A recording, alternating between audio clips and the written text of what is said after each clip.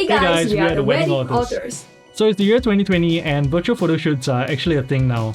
On first thought, it sounded gimmicky and we just thought of it as a novelty that would eventually fade away.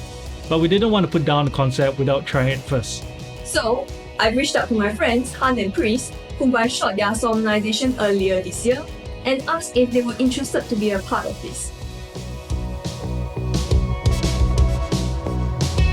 A week before the shoot happened, we met up with the couple on Zoom. We had a quick chat and found out that they were staying in a rented room while they were in the process of getting their own house. We then got them to do a virtual tour around their room. Although this limits our angles to only a few scenes, I felt that this would be a very memorable part of their lives when they look back at it. When I shoot my couples, I like to bring their real lives into the shoot rather than setting up a staged picture-perfect look. I believe that authenticity will stand the test of time. The technique of virtual shooting is rather straightforward. A video call is made to the couple and you can either record it, then screenshot later, or you can screenshot on the spot. Some photographers even use their professional cameras to shoot the screen on the spot. During the chat, we got a little bit worried because their internet connection kept breaking up on us. Is it lagging? Yeah, it's lagging badly, Yeah. We were afraid that the same thing was going to happen on the actual day, and that would mean that we couldn't use any of the frames in the video. We prayed to the internet gods to bless us with good connection on the actual day and said our goodbyes to our friends.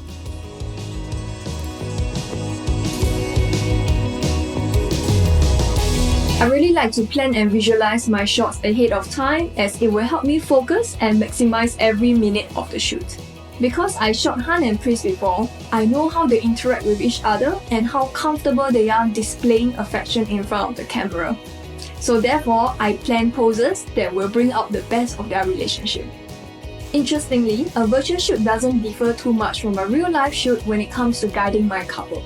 For example, I will ask them to prop their legs against the wall, then I will spring a leg fight on them. Then I will just sit back, see how the drama unfolds, or see how far they will take it. The only difference being in a real-life shoot, I can visually show my couples the poses I want them to be in. However, in a virtual shoot, they can only rely on the audio instruction that I give because we are using the back camera of the phone to shoot. So behind the scenes, there were actually a lot of confused looks as they try to process the instructions given to them. So you move back opposite, so your head is now at the foot of the bed.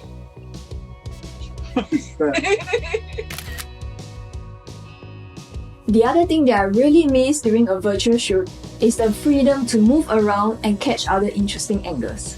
It is very time consuming for my couples to keep shifting the angles as it takes around 5 to 10 minutes just to catch the right angle. In the end, I settled for having a few poses in the same scene just to maximize the time.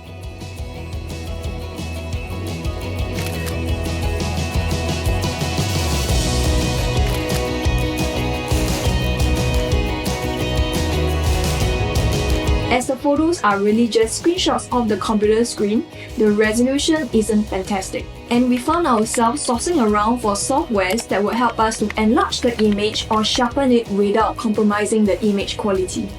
We found an AI sharpening software that could bring back some details, but it did not come without shortfalls. So in the end, there were some photos that were good moments but were unsalvageable. The rest of the process was familiar to me, importing the photos into Lightroom, then grading the colors to bring out the mood.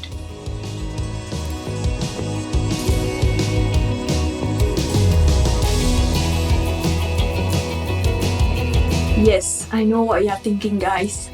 Such low resolution. But despite the resolution, I was truly happy with the shoot and the moments that were created.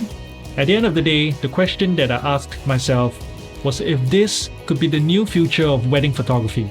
Some have already quickly adopted workflows and offer virtual shoot packages, while others are still hesitant on jumping on the bandwagon. Whatever it may be, while the quality is far from picture perfect, it really might be the next best thing that a wedding photographer can do to stay relevant.